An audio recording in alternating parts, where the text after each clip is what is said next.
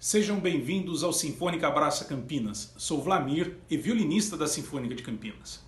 Neste projeto, nossa orquestra apresenta os artistas da cidade. Hoje teremos a história da arte dos tambores japoneses, com Rafael Garcia. Curta o nosso canal e compartilhe também.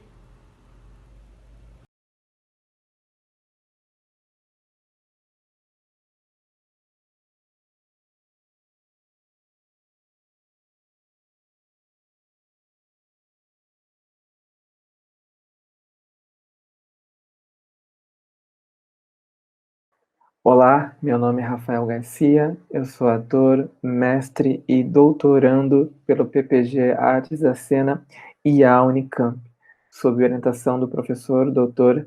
Eduardo Okamoto.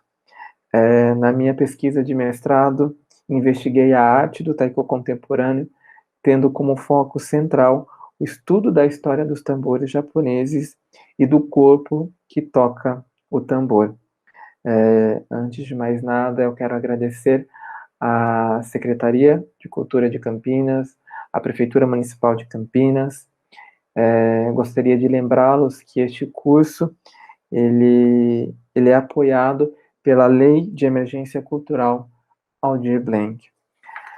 Bom, este curso ele tem como ponto de partida, ele tem como pretensão apresentar brevemente a história dos tambores japoneses. A ideia é falar sobre o nascimento e desenvolvimento do taiko no Japão desde o período antigo, passando pelo período medieval e pré-moderno. Eu separei aqui a cronologia da história do Japão. Então, o nosso debate ele começa no período primitivo e antigo e vai até o período pré-moderno. Eu também separei aqui o período moderno, e precisamente em 1951 surge o taiko contemporâneo. O taiko contemporâneo ele foi criado pelo músico japonês Daihatchi Oguchi no pós-guerra, precisamente em 1951, onde ele junta vários tipos de tambores e cria a arte do kumidaiko, né, ou a arte dos tambores japoneses, que reúne vários tocadores, vários tambores em uma performance. Até então, durante esse período, né, o período antigo, o período medieval, até o período pré-moderno, né, início do período moderno, o taiko ele era tocado muitas vezes individualmente ou em pares. Só a partir da década de 1950 que ele transforma-se em uma arte coletiva, tal como uma orquestra, né? Enfim, eu separei aqui algumas informações para entendermos melhor o surgimento da percussão, não no Japão, né, mas ao redor do mundo. Então, acredita-se que os primeiros instrumentos percussivos tenham sido confeccionados pelos homens primitivos na Idade da Pedra.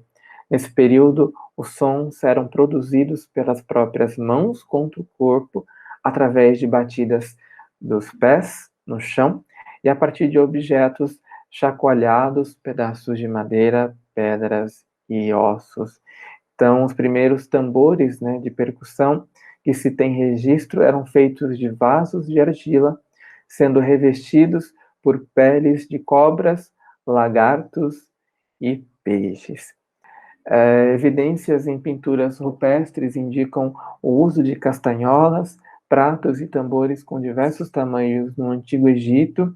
Na Grécia Antiga, tambores feitos de madeira, pratos e castanholas eram usados por artistas nas atividades militares e nos cultos de Cibele e Dionísio. Os romanos passaram a utilizar também a percussão tanto no teatro quanto na música. Gongos, sinos e um tipo de pandeiro eram muitas vezes associados ao deus Baco. Na Idade Média, os registros apontam o uso do instrumento em espetáculos de dança e na música profana. Daí eu separei alguns exemplos. No Renascimento, a tradição de tocar tambor passa a ser transmitida de pai para filho através da linguagem onomatopeica. Em 1511, o alemão Sebastian Verdung denomina os tambores de fazedores de trovão, sendo chamado por ele de criação do demônio para reprimir as melodias doces e atrapalhar pessoas idosas, doentes e devotos que precisavam rezar. Nos últimos séculos, incontáveis regiões, culturas e continentes criaram, elaboraram e disseminaram inúmeros tipos, tamanhos e estilos de tambores. Nós temos o tambor irlandês, usado durante a rebelião irlandesa em 1603. Nós temos o atabaque, que acredita-se que ele tenha sido criado pelos árabes, mas textos apontam a sua origem africana. No Brasil, seu uso está presente nas religiões afro-brasileiras, como o candomblé e umbanda. Na China, a história dos tambores perde-se na sua imensurável existência. Algumas teses apontam seu uso na guerra, em festivais e nas artes chinesas. Alguns exemplos. Bom, nós temos aqui também alguns tipos de tambores que eu separei.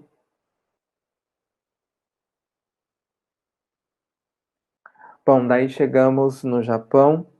Eu separei aqui o kanji de taiko, que significa grande tambor. Então, tai significa grandioso e ko, tambor. Lembrando que os ideogramas no Japão são uma abstração de um objeto. Na construção de um kanji, existe sempre uma imagem. Então, o significado do ideograma ko, por exemplo, nós encontramos os seguintes símbolos: ideograma derivado da imagem de um tambor e o ideograma derivado da imagem de um tocador de tambor com baquetas na mão voltadas para cima. Através dessa imagem, eu acho que conseguimos visualizar melhor a construção, né, do ideograma ko. Bom, como eu falei anteriormente, a sua existência é muito antiga e o seu uso isolado sempre esteve presente em diversas manifestações sociais, religiosas e culturais nipônicas desde o período Jumon, seja nos rituais destinados à conexão com o divino, na guerra, nas artes e danças clássicas no kabuki, bugaku, em rituais religiosos budistas, em festivais populares de Obon ou Pomodori, como é conhecido aqui no Brasil, e nas tradicionais músicas folclóricas. Então, até aqui o taiko, ele sempre foi observado pelos japoneses dentro de um sistema simples, tocado sempre individualmente ou, em algumas ocasiões, em pares. Seu uso esteve sempre acoplado a um ritual, arte ou música, e nunca era visto como uma arte musical a ser apreciada. Isso só foi acontecer no taiko contemporâneo, no pós-guerra, né, em 1951. E daí, de alguma forma, a ideia de que o tambor era sagrado ou a morada dos deuses o colocava em uma posição formal, sendo utilizado até o século passado somente em lugares e ocasiões específicas. Quando a gente fala sobre taiko, quando a gente estuda taiko, ou quando a gente aprende taiko, uma das primeiras coisas assim que nós ouvimos é a história do nascimento do taiko segundo a cosmogonia shintoísta. Então, segundo a mitologia japonesa, o taiko ele surge quando o Susanoo no Mikoto, que é o deus do mar, decide provocar a sua irmã Amaterasu, a deusa do sol. E daí, zangada, Amaterasu ela se esconde em uma caverna e o Japão entra numa escuridão. E daí, para que o mundo voltasse a ter luz, uma deusa chamada Ameno no Ozume no Mikoto, ela pega um tambor e decide dançar em cima desse tambor. E daí, curiosa, a Amaterasu, ela rola, né, a pedra para ver o que está acontecendo, né?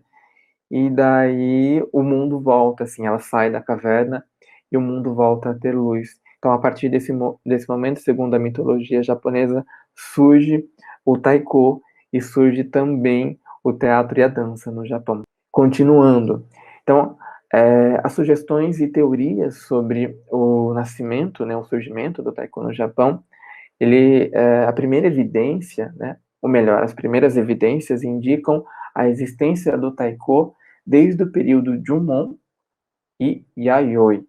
Então, de acordo com o pesquisador Kawagoi, foram encontrados na província de Nagano tambores feitos de argila e pele animal que acredita-se terem sido utilizados pelo povo Jumon. Então, alguns pesquisadores também acreditam na teoria que os instrumentos chegaram ao Japão através de rotas comerciais vindas da Ásia Ocidental, Europa e África, onde a hipótese mais prevalente sugere que ele tenha vindo da Índia. Bom, até esse momento, o tambor, né, ele estava associado aos deuses, né, o uso do tambor estava associado aos deuses. O bater do tambor foi usado, por exemplo, para sinalizar o início de uma caçada na aldeia, ou a aproximação, né, para avisar a aproximação de uma tempestade.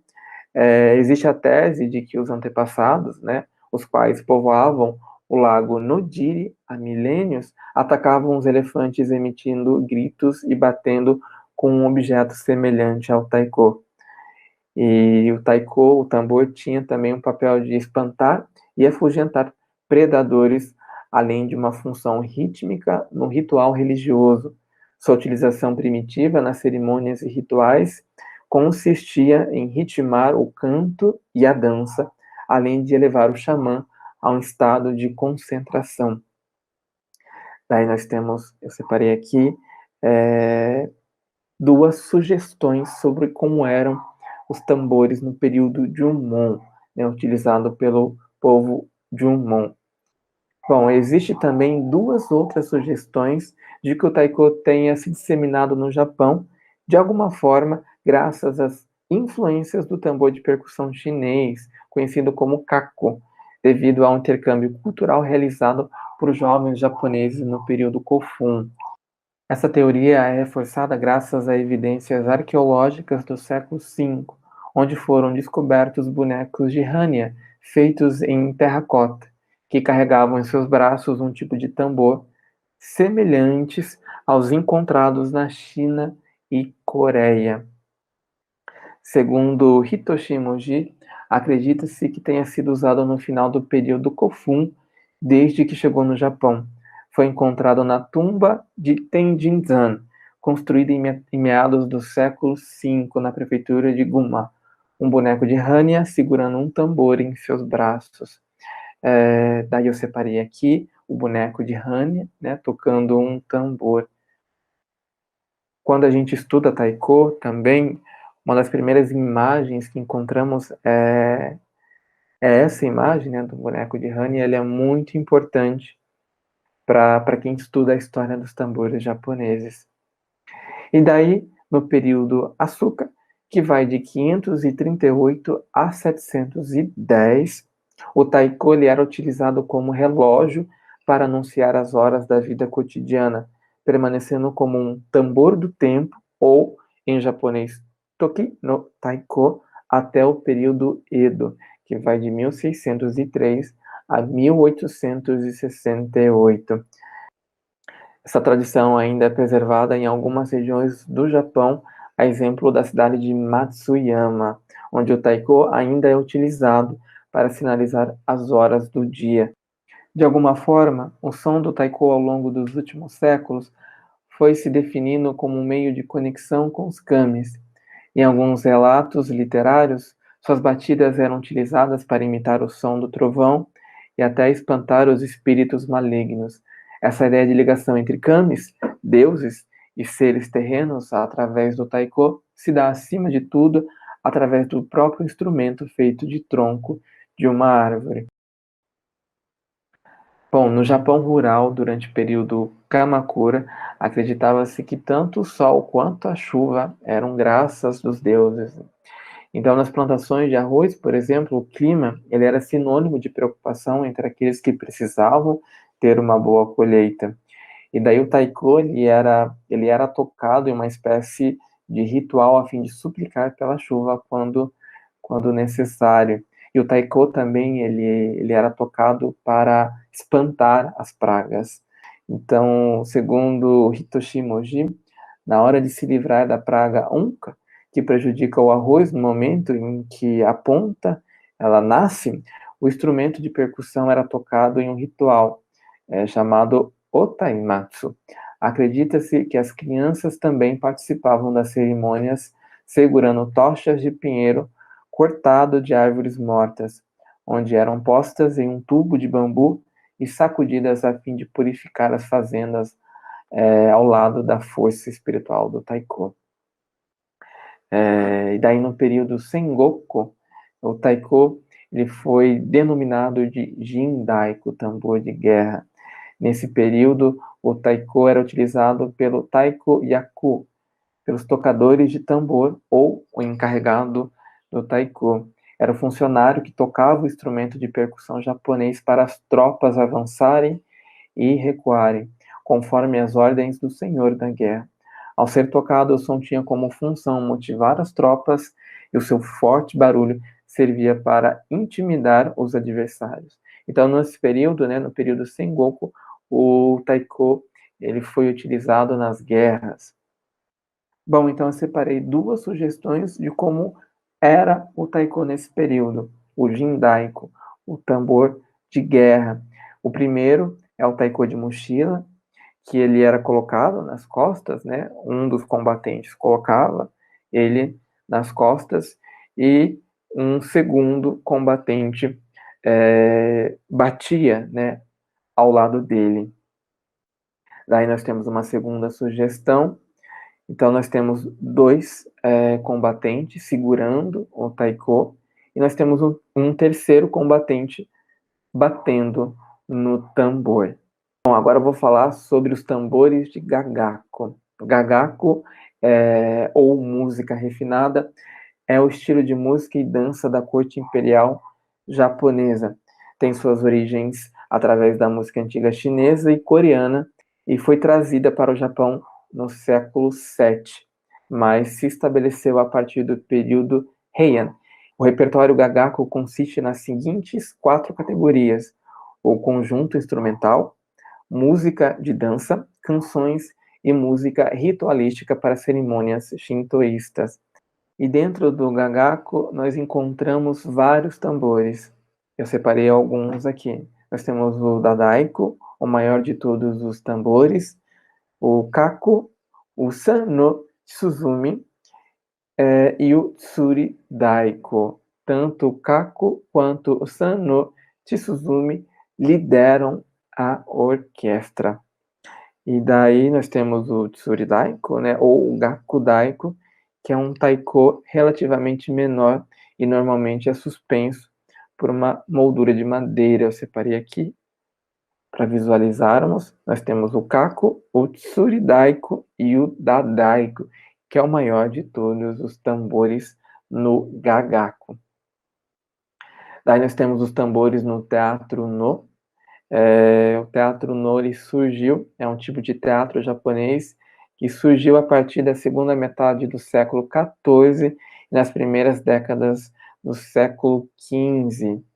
Nós temos aqui os fundadores e codificadores, do teatro no. Eu separei aqui o mapa, do palco do teatro no, para visualizarmos aonde os tambores são posicionados, bem aqui ao fundo. Então, nós temos a orquestra do teatro no, que ela é composta pelos seguintes instrumentos: o kotsuzumi e o otsuzumi. A orquestra no teatro no ela é conhecida como hayashi, e ela fica ao fundo do palco e tem como função liderar o tempo e ritmo do espetáculo. Daí eu separei aqui 2 imagens do kotsuzumi e do Otsuzumi. Também nós encontramos na orquestra Hayashi a flauta fouet, conhecida como nokan, e o taiko, conhecido como tambor de baquetas. Esse taiko, eu separei aqui, ele é conhecido no taiko contemporâneo como shimedaiko.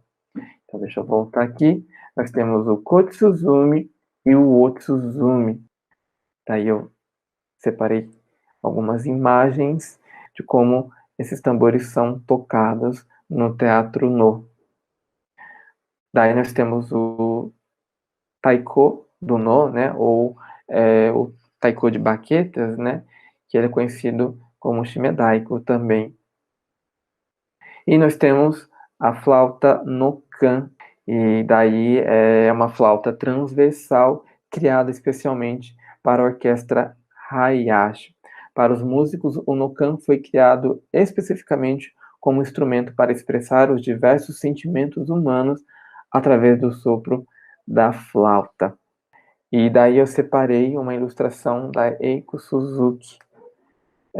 Nós temos aí a orquestra Hayashi. Bom, agora eu vou falar sobre os tambores do teatro kabuki. O kabuki é uma das formas dramáticas mais populares do Oriente. Suas características de composição fogem do aspecto esotérico encontrado no teatro no e do desempenho acrobático, oriundo do teatro chinês de Pequim. Inicialmente, segundo relatos históricos, a orquestra do kabuki era composta por 3 tambores e uma flauta, assemelhando-se muito ao formato do no. Curiosamente, o taiko não apenas definiu a identidade musical do que veio a ser o kabuki, mas era utilizado com o intuito de organizar os espectadores e promover a ordem. Então, exemplo disso, nós temos o odaiko, né, que é um tambor relativamente grande. Ele era instalado na torre mais próxima à entrada, e se o público se tornasse desordeiro, o tambor era usado para chamar a polícia de forma a pacificar os espectadores. Tal tradição é mantida até hoje, tendo como principal intuito anunciar o início do espetáculo. 1 hora antes da cortina se abrir, o padrão Ichiban Daiko, tambor número 1, é tocado. Daí, dentro do teatro kabuki, há 2 tipos de orquestras, né? Nós temos a debayashi, que é a orquestra que fica, né, ao fundo e no palco, né? Então, a presença da orquestra em cena é chamada de debayashi. Posicionados em fila ao fundo do palco, os cantores e os shamisen ficam elevados. À frente, em um nível mais baixo, ficam os tambores otsuzumi, kotsuzumi, o taiko e a flauta.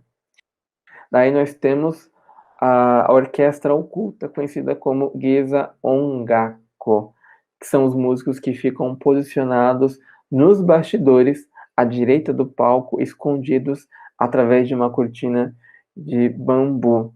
Os principais instrumentos usados no Geza são o shamisen, o shakuhachi, o fouet, gongos, sinos, tambores de vários tipos e o odaiko. Daí eu separei aqui algumas funções da orquestra Geza Ongako. Então é necessário dizer que os músicos Geza são responsáveis por criar uma série de codificações musicais, efeitos sonoros e ruídos.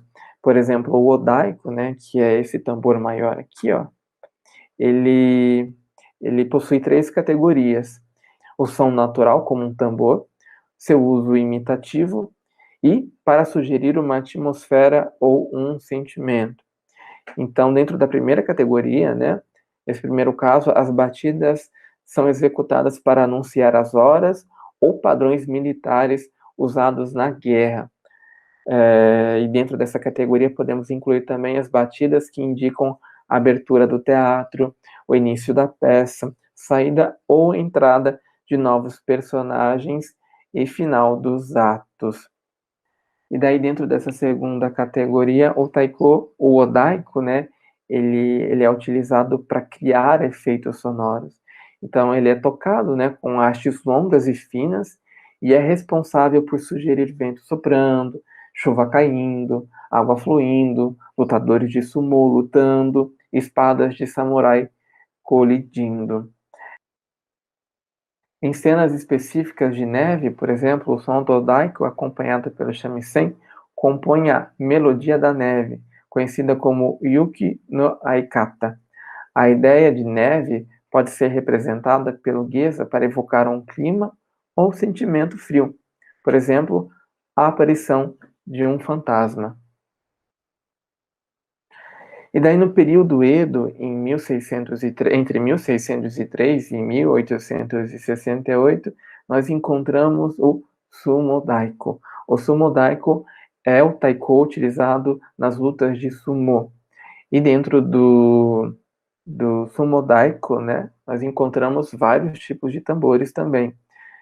O primeiro é o furadaiko, um tambor carregado por duas pessoas, utilizada para indicar o acontecimento de uma competição um dia antes e até os dias de hoje para anunciar algo durante o evento. Aí nós temos também o Yagura Daiko, um tipo de taiko posicionado no topo de uma torre, Yagura. Aqui o taiko é tocado para sinalizar a abertura ou fim de uma luta de sumo.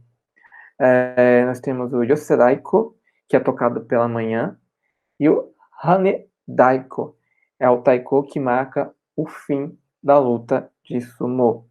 Aqui abaixo eu separei algumas imagens também. Nós temos aqui o Yagura Daiko.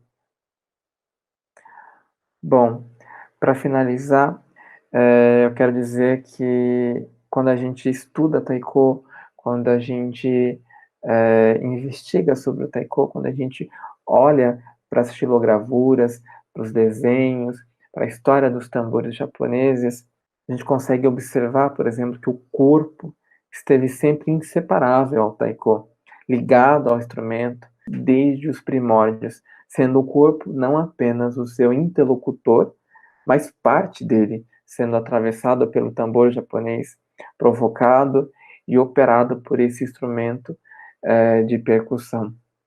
Para o estudioso Yon, o taiko já foi chamado de a voz do espírito japonês, moveu exércitos, promoveu a comunicação com os deuses e trouxe a chuva.